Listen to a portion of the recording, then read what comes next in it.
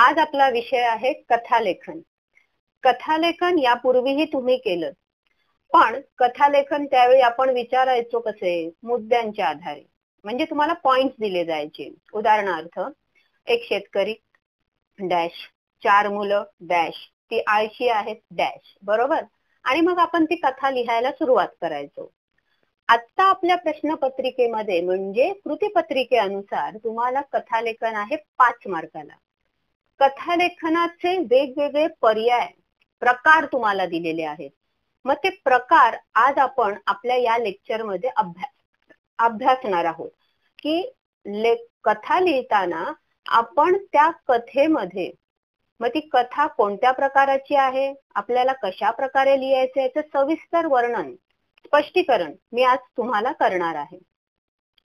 कथालेखन करताना एक महत्वाची गोष्ट आहे, ती म्हणजे कथा लेखन हे तुमच्या कल्पनाशक्तीवर, तुमची नवनिर्मिती, तुमची सृजनशीलता यावर कथालेखन अवलंबून असतं. ते कथालेखन, अभी मैंने जो बातें आपसे कही कि नवनिर्मिती, कल्पनाशक्ति, सृजनशीलता, मतलब क्या? तो मैं आपको एक उदाहरण दे रही हूँ कि आप में जो क्रिएटिविटी है, सोचने की क्षमता है, आप में भी लेखक छुपा है, आप में भी एक कवि है, पर वो सोचने की क्षमता आपको विकसित करनी है. फॉर एग्जाम्पल, एक बार मैं अपनी क्लास में गई, मैंने बोर्ड पर लिखा था एक वाक्य. वो वाक्य था कि रात 8 बजे गाडी अचानक रुक गई. म्हणजे मी मराठीमध्ये लिहिलेलं होतं की रात्री 8 वाजता गाडी अचानक थांबली. आणि पुढे लिहिलं की डॅश केलं आणि मुलांना म्हटलं याच्या पुढे तुम्ही लिहा. मुलं म्हणाली काय लिहायचं? म्हणलं काय लिहा. या वाक्यानंतर तुम्हाला काय सुचतं ते तुम्ही लिहा. तुमची विचारशक्ती, तुमची कल्पनाशक्ती काय असेल ते तुम्ही लिहा. मुलांनी लिहायला चालू केलं. थोड्या वेळाने ज्यावेळी मी सगळी उत्तरं वाचली त्यांनी मला सांगितली, तर तुम्हाला गंमत वाटेल. काही मुलं विनोदी असतात, काही खूप सिरियस असतात, काही खूप विचारी असतात, काही जण खूप छान विचार करतात. त्याचा अनुभव मला तिकडे आला. त्यामध्ये काही उत्तरं फार गमतीदार होती. मी सांगते तुम्हाला. त्या मुलाने लिहिलेलं होतं की गाडी रात्री 8 वाजता अचानक थांबली कारण पेट्रोल संपलेलं, डिझेल संपलेलं. कोणी लिहिलं की गाडीच बिघडली. कोणी लिहिलं रात्री 8 वाजता गाडी अचानक थांबली कारण समोर ऍक्सिडेंट झालेलं, आम्ही त्यांना मदत केली. अरे वा, छान आहे. मग काही मुलं थोडी अजून खोडकर असतात, तर त्या मुलांनी काय लिहिलं माहितीये का? रात्री 8 वाजता गाडी अचानक थांबली कारण समोर भूत होतं. काही मजेशीर उत्तर होती. पण मुलांनो, हे विचार तुमचे होते, पण त्याच्यामध्ये एक विद्यार्थी मला असा सापडला की त्या मुलाने लिहिलं होतं, नीट ऐका, मी जी तुम्हाला क्रिएटिव्हिटी म्हणते ना, की तुमची कल्पना शक्ती, तुमचे विचार, त्या मुलाने काय लिहिलेलं पहा. रात 8 बजे गाड़ी अचानक रुक गई. रात 8 बजे गाड़ी अचानक रुक गई. मेरा भूतकाल भी अंधेरे में था, मेरा भविष्य काल भी अंधेरे में था और वर्तमान में खड़ा था मैं. बघा, वाक्य एक, पण विचारांची जी क्षमता आहे ती प्रत्येकाची वेगळी आहे. ती जी क्रिएटिव्हिटी आहे, विचारांना चालना देण्याची जी प्रक्रिया आहे की आपण किती छान विचार करू शकतो, किती छान आपण लिहू शकतो, ही क्रिएटिव्हिटी, हा आतमध्ये तुमच्या आतमध्ये लपलेला जो लेखक आहे, कवी आहे, तुमच्या विचारांची प्रगल्भता ही कथा लेखनामध्ये, निबंध लेखनामध्ये आली पाहिजे. मग त्यासाठी काय करता येईल? तुम्ही वाचन सुधारा, वेगवेगळ्या गोष्टी वाचायला शिका. मग बरेच पर्याय आहेत तुमच्याकडे. पुस्तकं आहेत, गुगल आहे, युट्यूब आहे, ते पर्याय तुम्ही घ्या. कथा लिहिली कशी आहे, त्याची मांडणी कशी केली आहे, शब्द रचना कशी केली आहे, हे वाचनाने तुम्हाला कळणार आहे. तर मुलांनो, हे लेक्चर तुमच्या समोर मी घेतलं. आता याच्या पुढे मी तुम्हाला काही टिप्स दाखवणार आहे. त्यामध्ये मी तुम्हाला कथेचे प्रकार नीट समजावणार आहे, ती तुम्ही लक्षपूर्वक ऐकायचे. त्यानंतर मी तुम्हाला कथा लेखन करताना कोणत्या नियमाचं पालन करायचं ते सांगणार आहे. आणि त्याच्या पुढची क्लिप असणार आहे की कथा लेखनाचा प्रकार आणि त्याची उदाहरणं मी तुम्हाला सविस्तर स्पष्ट करून सांगणार आहे. तर तुम्ही नीट हे सेशन ऐकायचंय आणि कथा लेखनाचे जे 5 मार्क आहे ते 5 पैकी 5 नाही, पण निदान मला 5 पैकी 4 पाहिजेच या पद्धतीनेच लिहिले पाहिजे. तर मुलांनो, आता पुढचे क्लिप्स तुम्ही बघा आणि लक्षपूर्वक कथालेखन लिहिण्याचा प्रयत्न करा. नमस्कार.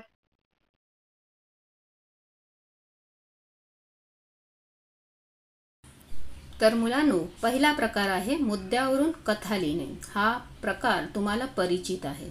दूसरा प्रकार, कधी कधी फक्त शब्द दिले जातात. शब्दों की मर्यादा 4 से 5 शब्द रहेंगे और उन शब्दों को सोचकर आपको कहानी लिखनी है. तीसरा प्रकार, कधी कधी कथेचा पूर्वार्ध म्हणजे सुरुवात दिलेली असते, तर कधी नंतरचा अर्धा भाग म्हणजे उत्तरार्ध दिलेला असतो. इसका मतलब क्या? मतलब पहला प्रकार है कि अगर कहानी में शुरुआत दी है तो आपको सेकेंड पार्ट लिखना है, और कभी कभी आपको कहानी का सेकेंड पार्ट देंगे, मतलब उत्तरार्ध देंगे, आपको फर्स्ट पार्ट लिखना है. मतलब इसमें 2 प्रकार है, पूर्वार्ध के अनुसार और उत्तरार्ध के अनुसार. तो ये हो गए 1, 2 और 3 प्रकार. आगे है चौथा प्रकार. चौथा प्रकार आपका, कधी कधी फक्त शीर्षक दिले जाते, मतलब हेडिंग दी जाते, कहानी का नाम. जसं सोन्याची अंडी देणारी कोंबडी, मग त्याच्यावरून तुम्ही गोष्ट लिहा. 5वा प्रकार, कधी कधी चित्र आणि काही शब्द किंवा काही वाक्य यांची सांगड घालून दिलेली असते आणि त्यावरून आपली गोष्ट तुम्हाला पूर्ण करायची आहे, चित्र, शब्द और वाक्य के अनुसार. आता हे झाले प्रकार. आता कथालेखनाचे काही नियम आहेत, त्या नियमानुसार कथालेखन झालं पाहिजे. पहिला नियम आहे शीर्षक. तुम्हाला गोष्टीला नाव द्यायचं है, मतलब कहानी को नाम देना है. दूसरा, शीर्षकावरून कथेची कल्पना यायला हवी, मतलब कहानी का नाम ऐसा हो कि कहानी पता लगे. तीसरा, बहुत ही इम्पॉर्टेंट है, कहानी आपको भूतकाल में ही लिखनी है. जैसे एक राजा था, वो बहुत दयालु था, तसं मराठीमध्ये कसं लिहिणार? एक राजा होता, तो फार दयाळू होता, तो राजा आहे असं नाही लिहिणार. कहानी ये भूतकाल में ही लिखी जाती है. चौथा, कथेतली घटना त्याचा योग्य क्रम तुम्ही ठेवला पाहिजे. कहानी में कौन सी घटना पहले, दूसरी कौन सी, ये क्रम आपको लिखना, सोच समझ कर लिखना है. 5वा नियम आहे, कथेत जी पात्र असतात त्यांच्या तोंडी जर काही संवाद येत असतील तर ते संवाद त्या पात्राप्रमाणे असावेत. मतलब आप कहानी लिखते समय अगर कोई ग्रामीण व्यक्ति है या शहरी व्यक्ति है, छोटा बच्चा है, तो अगर आपने डायलॉग लिखे तो उसके पात्र के अनुसार ही आपको संवाद लेखन करना है. तर आता हे झाले आपले 5 नियम. याच्या पुढेही काही नियम आहेत. तर 6वा नियम आहे तुमच्यासमोर की कथेत वातावरणाची योग्य निर्मिती झाली पाहिजे. 7वा नियम है कि तुम्हारा कथा 3 से 4 पैराग्राफ में आप लिख सकते हैं. कथा लिखते समय शब्दों की संख्या है आपकी 80 से 90. नियम क्रमांक 9 मध्ये बघा, जेव्हा कथेचा पूर्वार्ध किंवा उत्तरार्ध देतात तेव्हा प्रश्नपत्रिकेतील तो भाग उत्तरपत्रिकेत लिहायचा नसतो. जेवढी कृती त्याने आपल्याला विचारली आहे तेवढीच आपण उत्तरपत्रिकेत लिहायची असते. इसका मतलब ये है कि अगर परीक्षा में पूर्वार्ध दिया है प्रश्नपत्रिके में और उत्तरार्ध लिखना है तो केवल उत्तरार्ध लिखिए, उत्तरार्ध दिया है पूर्वार्ध लिखना है तो केवल पूर्वार्ध लिखिए, टाइम बचेगा. और नंबर 10 बहुत ही इम्पोर्टेंट है, कहानी की सीख मतलब तात्पर्य. कहानी का तात्पर्य आपको लिखना है, सोच समझकर लिखेंगे. शीर्षक, तात्पर्य और कहानी लेखन, ये तीनों बातें इम्पॉर्टंट हैं. आता मी तुमच्यासमोर कथा लेखनाचे प्रकार आणि काही उदाहरणं देते. पहिला प्रकार हा कथाबीज प्रकार आहे. तुम्हाला एका चौकोनामध्ये फक्त 3 ओळी दिल्यात आणि पुढे उत्तरात भली मोठी एक कहाणी तुमच्या समोर दिसते. कथाबीज म्हणजे तुम्हाला कथेत नेमकं काय घडलं गेलं असेल याची थोडक्यात कल्पना दिली. आता तुम्हाला ठरवायचं आहे ती गोष्ट तुम्ही कशी लिहिणार. तर अशा गोष्टींना म्हटलं जातं कथाबीज. तर या कथाबीजांचा सराव वेगवेगळी उदाहरणं पुस्तकांमध्ये आहेत, त्यांचा अभ्यास तुम्ही करा आणि सराव करा. पुढे तुम्हाला उदाहरण आहे. कथेची सुरुवात दिली की विक्रमगड नावाच्या नगरात दीनानाथ नावाचा अतिशय धनिक व्यापारी राहत होता. आपल्या कर्तबगारीने त्याने आपल्या व्यवसायात चांगले नाव कमावले होते. व्यापाराला 4 मुलगे होते, पण त्या चौघांचेही एकमेकांशी पटत नव्हते. मतलब चारों की एक दूसरे से नहीं बनती थी. तो आपको सोचना है कि व्यापारी ने क्या आइडिया लगाया, कैसे बच्चों को एक साथ रखा.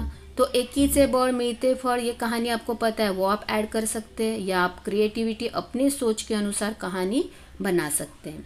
सेकंड बघा, इथे कथेचा शेवट दिलाय. पंडितजी, मगाशी माझ्या अडाणीपणावरून हसलात तुम्ही. अर्धे आयुष्य फुकट गेले म्हणालात, पण संकटात स्वतःचा जीव वाचवता न येणं, पोहता न येणं म्हणजे तुम्ही तुमचा सगळा जन्मच वाया घालवलात. हे ऐकून पंडितजींना आपली चूक लक्षात आली व ते नावाड्याचे पाय धरू लागले. नावाड्याने पंडितजींसोबत नदीत उडी घेतली व पंडितजींचा जीव वाचवला. बच्चों, यहाँ पर आपको सोचना है कि पंडित जी और वो जो नावाड़ी है, नाविक है, उनमें झगड़ा हुआ, किस बात पे झगड़ा हुआ, और सेकंड पार्ट में आपको दिया है. फर्स्ट पार्ट आपको सोच समझकर लिखना है. नेक्स्ट बघा, शीर्षक दिलंय गरीब दिनूचा प्रामाणिकपणा.